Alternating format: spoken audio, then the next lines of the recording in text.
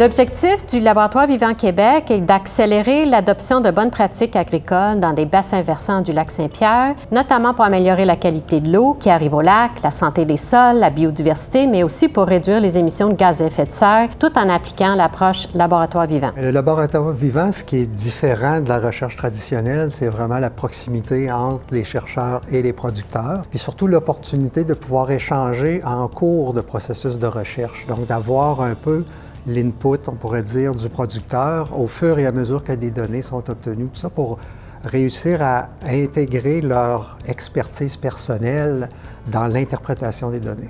S'il y a un ou deux impacts positifs principaux à dégager de cette expérience-là de laboratoire vivant, je dirais d'abord le fait que deux mondes se sont rencontrés, on pourrait dire, de façon un peu plus intime. Donc, les chercheurs ont davantage compris la réalité des producteurs et inversement aussi, les producteurs, ce que c'est vraiment la réalité d'un projet de recherche comme tel. Ça, c'est un côté positif, je crois, pour tout le monde. Le deuxième point positif, je pense que c'est qu'on a eu quand même quelques beaux exemples de réutilisation des résultats pour les producteurs pour les aider finalement à y voir plus clair plus rapidement dans leur gestion des champs, gestion des cultures, etc.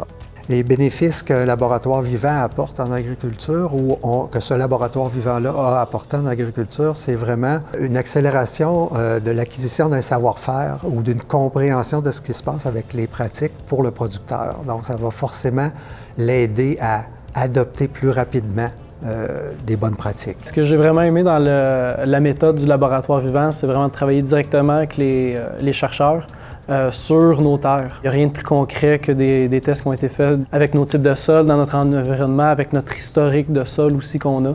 Fait que les résultats qu'on obtient de ces recherches-là, mais ils sont vraiment réels, puis je peux les appliquer directement sur ma ferme. L'impact qu'on a pu mesurer le plus rapidement sur la ferme, c'est vraiment les tests d'azote qui ont été faits dans la culture du maïs. On est capable vraiment d'aller chercher la dose optimale d'azote qui est appliquée dans notre maïs. Fait que ça représente des grosses économies, surtout avec le prix des engrais qui a augmenté beaucoup.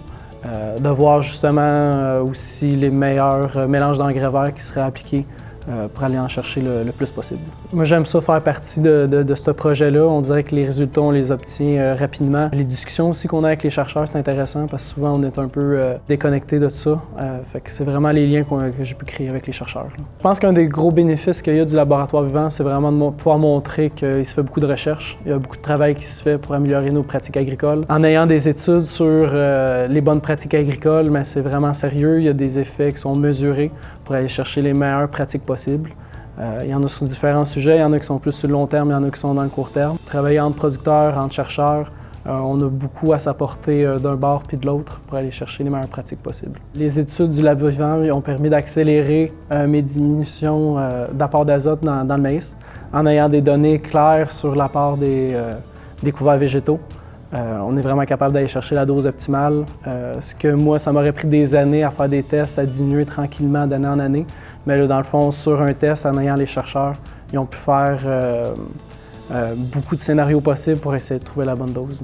Ce que j'ai aimé, c'est que quand on a travaillé avec les producteurs pour identifier sur quoi ils voulaient travailler avec, entre autres, les chercheurs, c'est qu'au final, ils voulaient documenter les bonnes pratiques qu'ils avaient déjà adoptées chez leur entreprise agricole. Pas nécessairement d'en inventer des nouvelles, mais de vraiment documenter ce qui se passait chez eux.